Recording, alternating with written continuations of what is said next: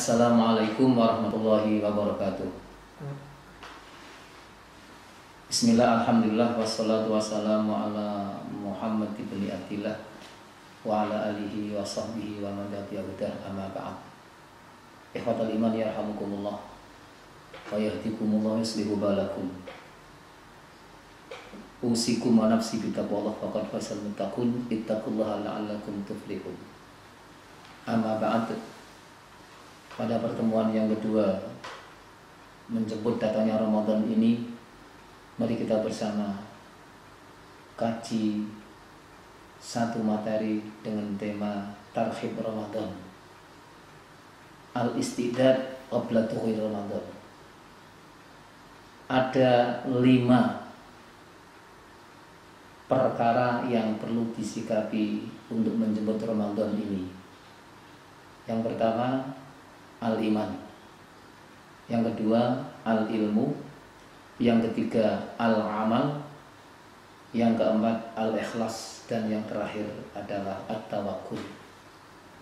5-5-nya itu berjalan bareng, serasi, sehingga nanti puasa yang dikerjakan itu mampu membentuk hamba-hamba yang bertakwa. Sebagaimana tujuan Allah syar'kan puasa adalah la'allakum tattaqun. Tapi kalau 5-5-nya tidak mampu diwujudkan, maka harapan la'allakum tattaqun tidak akan terwujud. Yang pertama, al-iman. Jelas firman-Nya di surat Al-Baqarah 183, firman Allah, ya ayyuhalladzina amanu kutiba alaikumusiyam. Yang dipanggil orang beriman. Artinya apa? Ketika orang itu imannya belum mantap, belum mantep, dipanggil puasa, rasanya aras-arasan. Apalagi yang punya riwayat penyakit, aduh, wis pak poso maneng, nanti matku kumah, ada penyakit ginjal kumah dan macam-macam. Tapi kalau dasarnya iman, insya Allah sami'na wa ata'na. Dan iman merupakan kunci dasar suksesnya puasa. Dalam hadis disebutkan, man shoma ramadhana imanan wa ihtisaban. Ini muttafaqun alaih. Dasarnya iman. Juga ihtisab billahi ta'ala. Yang pertama. Yang kedua adalah ilmu. Ilmu ini tentunya ilmu-ilmu yang terkait dengan ibadah puasa Ramadan. Kalau kita ingat pesan Rasulullah dalam hadis Muslim, kalau Arba'in nomor 5, Rasul bersabda, man amila amalan laisa alaihi amruna fahuwa raddun. Barang siapa yang beramal, beribadah, beraktivitas, bekerja, termasuk puasa Ramadan, itu amal, aktivitas, kok tidak sesuai dengan tuntunan Rasul, sesuai dengan Al-Quran dan As-Sunnah, maka amal puasa itu raddun ay mardudul la tuqbalu. Artinya tidak diterima Allah Subhanahu wa taala. Oleh karena itu, mari dalam waktu yang singkat ini sedikit sekelumit kita kaji tentang ilmu-ilmu yang berkaitan dengan puasa Ramadan.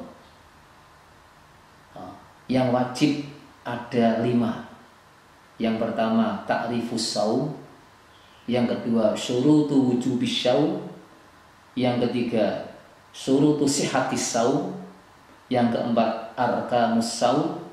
Yang kelima, mubtilatus shaum. Adapun yang anjuran ada 3. Yang pertama, yang anjuran adalah sunanus shaum. Yang kedua, yang anjuran adalah mubtilatus shaum. Dan yang ketiga adalah hikmah as-shaum. Mari kita kaji yang pertama, ta'rifus shaum. Definisi puasa. Apa sih puasa itu? Dalam dunia fikih, puasa itu al-imsak anil muftirat min tulu'il fajri ila ghurubis syamsi. Menahan diri, meninggalkan perkara hal-hal yang membatalkan puasa, mulai dari terbit fajar sampai terbenam matahari. Umumnya terbit fajar subuh, terbenam matahari yang masuk maghrib. Sekalipun belum azan subuh, kalau fajar sudah terbit, itu sudah mulai puasa. Sama, ketika matahari terbenam, sekalipun masjid musala belum azan, matahari sudah terbenam, sudah habis waktu puasa. Maka segera berbuka. Itu tarikh puasa. Terus yang kedua, surutul wujub, syarat wajibnya puasa. Artinya apa? Orang yang tidak memenuhi syarat wajib ini ya tidak wajib puasa. Itu ada 4. Yang pertama al-Islam, fahuwa muslim, beragama Islam. Yang kedua al-bulugh, ay baligh, balik, dewasa. Dewasa itu dalam fikih ada tanda atau alamatnya. Yang pertama, laki-laki sudah berumur 15 tahun atau perempuan. Yang kedua, belum umur 15 tetapi bagi laki-laki sudah nikah, itu juga, atau perempuan sudah nikah, sudah masuk balik. Yang ketiga, mimpi basah. Yang keempat, sudah tumbuh bulu di sekitar kemaluan. Dan yang kelima, bagi perempuan adalah menstruasi. Nah, batasan usia menstruasi itu kalau perempuan 9 tahun kurang 15 hari, tahunnya tahun komariah. Nah, kalau sudah masuk tanda 5 diantaranya salah satunya sudah masuk, maka termasuk golongan balik. Nah, ketika balik sudah masuk kewajiban untuk puasa. Yang ketiga al-aqlu, yang berakal, al-aqil, orangnya berakal sehat, waras. Tidak wajib puasa orang gila. Dan yang kelima al-qudrah alas saum. Yang keempat al-qudrah alas saum, mampu puasa, fikirnya waras, sehat. Itulah syarat wajib 4. Nah, orang yang tidak memenuhi syarat wajib ini yang tidak wajib puasa. Berikutnya yang ketiga adalah syurutus sihatis saum, syarat sahnya. Syarat sahnya di sini ada 5. Yang pertama sama dengan syarat wajib. Yang kedua juga sama, beragama Islam dan berakal sehat. Yang ketiga, ini ada beda, yaitu at-tamyiz, orangnya mumayyiz. Tamyiz itu sudah berakal normal. Kalau dalam dunia fikih usianya 6-7 tahun. Jadi sudah bisa mandi sendiri, makan sendiri, cebok sendiri, itu sudah masuk tamyiz. Nah, ini sudah sah puasanya, termasuk sholatnya dan ibadah-ibadah yang lain. Sekalipun si tamyiz ini belum kewajiban, kalau puasa sah. Nah, orang tuanya wajib menyuruh untuk puasa. Dan yang nomor 4, suci dari haid dan nifas. Ini khusus bagi kaum hawa, ibu-ibu. Sekalipun belum mandi, misalnya jam 3 malam haidnya pas suci, belum sempat mandi, niat puasa, nanti subuh baru mandi, tidak apa-apa. Dan yang nomor 5, puasa di hari-hari waktu yang boleh untuk puasa. Ya gampangnya dalam 1 tahun itu ada 5 hari yang dilarang untuk puasa. Nah selain itu boleh. 5 hari itu 1 Idul Fitri tanggal 1 Syawal, 2 Idul Adha tanggal 10 Dzulhijjah, yang 3, 4, 5 hari tasyrik tanggal 11, 12 dan 13 Dzulhijjah. Itu 5 hari yang haram untuk berpuasa. Selain itu boleh. Artinya boleh itu untuk qadha, untuk nazar. Tapi kalau puasa sunnah ada aturannya tersendiri. Nah, khusus Ramadan jelas Ramadan. Masuk yang keempat, arkanus saum, rukun puasa. Ada 2, diingat gampang. Yang pertama an-niyah. Kapan niatnya? Niatnya setiap malam. Di mana tempat niatnya? An-niyah mahluha fil qalbi. Niat itu tempatnya di hati, bukan di mulut. Adapun mulut mengucapkan usolli utawa nawaitu hanya sekedar nuntun hati. Jadi yang dinilai itu hatinya. Kalau puasa niatnya setiap malam setelah maghrib masuk dan sebelum fajar shiddiq. Di waktu antara maghrib dan fajar shiddiq itu silahkan mau niat kapan itu boleh.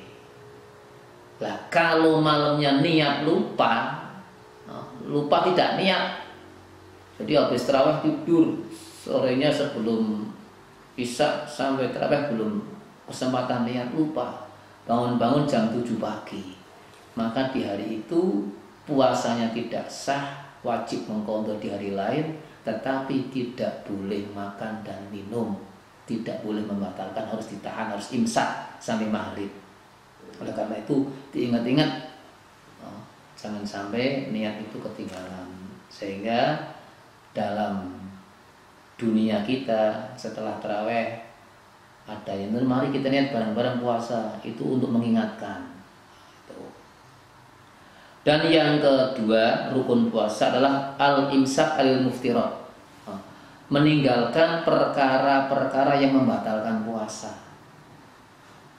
Yang membatalkan puasa, di sini ada 7 yang kami ringkas. Yang pertama, al-aklu wasyurbu amdan, makan dan minum dengan sengaja. Kalau makan dan minum tidak sengaja, otomatis tidak membatalkan puasa. Lupa makan, tidak apa-apa, lanjutkan puasanya. Yang kedua, ta'amudul qaid, sengaja muntah, juga batal.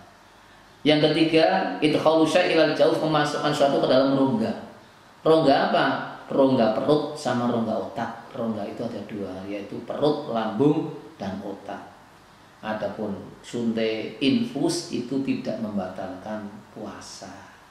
Dan yang keempat, haid atau anifas wiladah, melahirkan atau datang bulan, itu puasanya puasa. Dan yang kelima adalah jima. Jima itu hubungan suami istri, sekalipun hanya menyentuh antara 2 alat kelamin kok bertemu, belum inzal, tetap puasanya batal. Inzal itu mengeluarkan sperma, itu sudah batal. Dan yang keenam, al-junun. Junun itu gila. Orang gila otomatis puasanya puasa batal. Yang nomor 7 adalah ridah. Ridah itu murtad. Ini jelas, apalagi kok puasa, wong seluruh amalnya hancur semua. Itu perkara-perkara yang membatalkan puasa. Demikian 5 hal-hal yang wajib kita ketahui untuk menjemput Ramadan, sehingga masuk Ramadan puasa kita bisa benar sesuai dengan tuntunan Allah Subhanahu wa taala. Akhirul kalam, hadan wa iyyakum, subhanakallahumma wa bihamdika, asyhadu alla ilaha illa anta, astaghfiruka wa atubu ilaik. Wassalamualaikum warahmatullahi wabarakatuh.